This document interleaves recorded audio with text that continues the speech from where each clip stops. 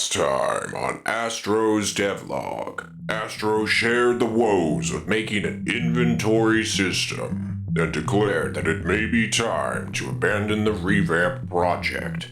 Will he continue to revamp that awful course from February? Find out now. Now playing entry number 4.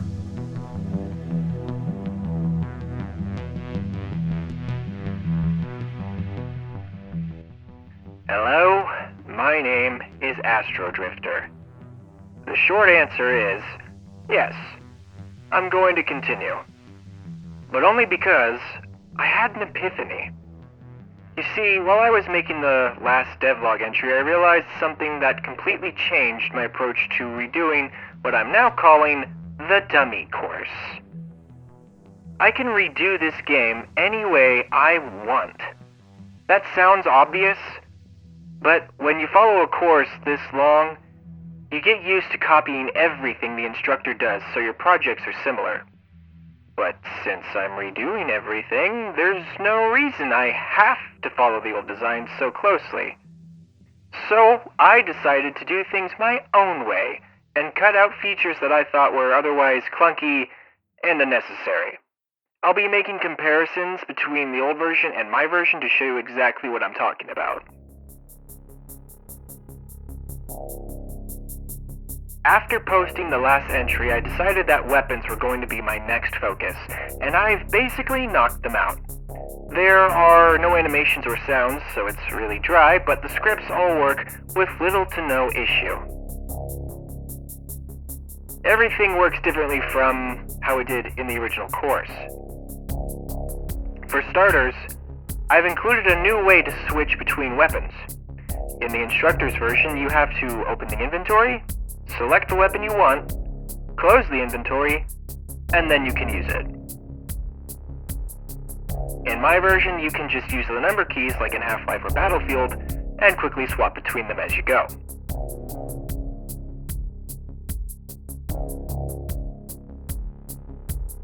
I'm less confident about my version of this one, but handling ammo is also a little different. For starters, my ammo counts are local to each weapon. That means that each weapon stores a value for ammo on it, rather than having everything stored at one place like in the original. Each weapon is responsible for tracking its own ammo while in use. There may be an issue with that though. I'll explain in a moment. The other thing that works differently is picking up ammo and reloading. In his version, you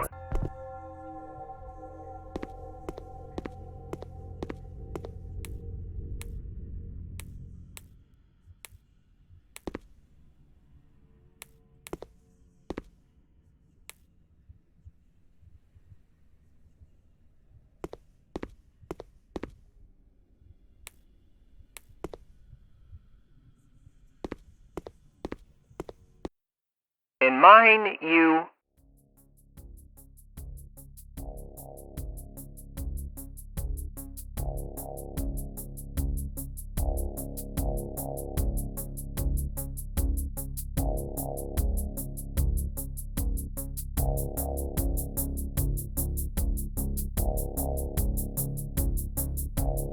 There is one small issue with mine as mentioned.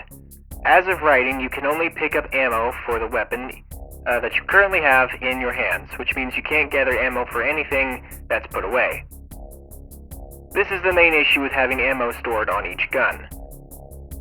This may lead me to redo a few things, but for now the weapons shoot and collect ammo just fine. The next big difference is that I've used what's called object pooling. For the record, I'm not a reliable source for this information, so check out a credible source before trying this yourself, but as I understand it, object pooling is the practice of reusing objects in a game to ease up on memory use. So here's one way to think about it. Imagine you're at a restaurant and you order some food. The food is put on a clean plate. That plate is sent to you, you eat the food, and then the plate is sent back to the dishwasher to be cleaned. Hopefully. This is object pooling. Without object pooling in this situation, the plate doesn't get reused. In fact, it gets thrown out. And then the restaurant buys a new one every time someone eats at the restaurant. Obviously, this will cost the restaurant a fortune, but less obviously, they'll soon run out of places to buy plates from and places to throw them out. That's basically object pooling, the practice of reusing things instead of making new ones. So in my game, my plates are bullets.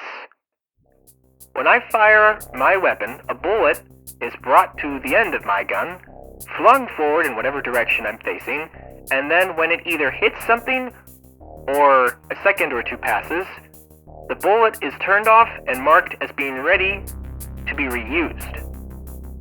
The dummy version does not do this at all. Which, to be fair, he probably didn't need to because he's not shooting Lego bricks and stuffed rabbits at people. I work with what I've got. The dummy version's pistol actually uses what the melee system in my version uses now. Let me explain. In the instructor's version, and a lot of other games actually, when you swing a melee weapon, it checks if it physically collides with something, and then it does damage if it can. Mine was originally supposed to be that way, but I ran into a few issues doing that, as shown here.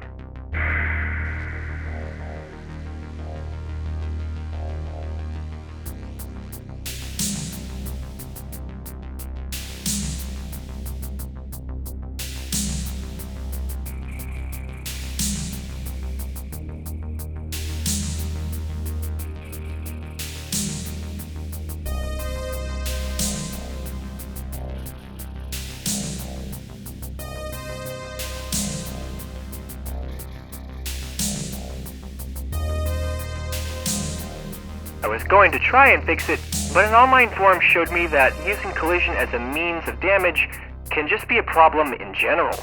If a game thinks the weapons touch something for too long, it may deal damage twice. Or, if there's a tiny gap between the two objects, it may not do damage at all.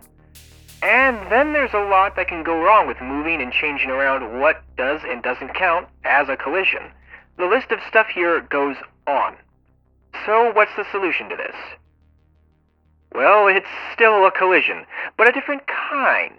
Instead of knocking two objects together, we use what's called a raycast, which is basically like using a barcode scanner on things. If my barcode scanner reads the right barcode, I will do damage to you. So how this works is when I swing my trustworthy sword here, I actually shoot out an invisible line that goes where the end of my screen is currently pointed at.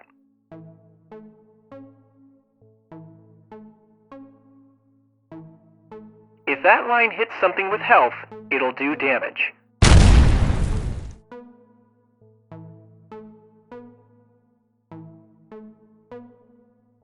Technically, I could also use the same system for guns, but I opted the other direction, because ragdolls are funny.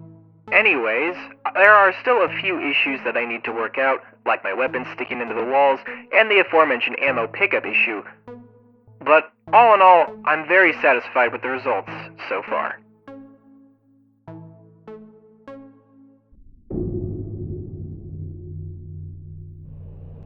Now it's time for... wait. Do you hear that? It sounds like it's getting closer. What is that? It sounds... Oh God! Oh dear God! Oh God! That's boss music! That's boss...